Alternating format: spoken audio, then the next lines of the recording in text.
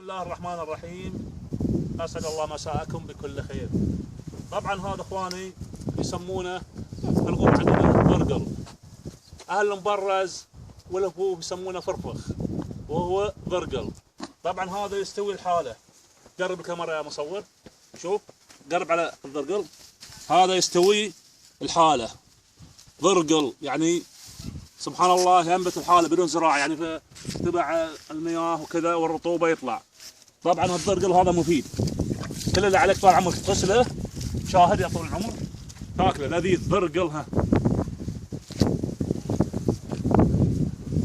شوف في الارض نابت في كل محل.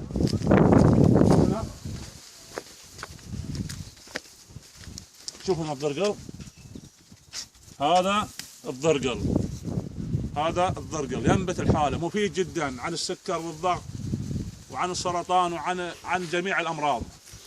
شكرا.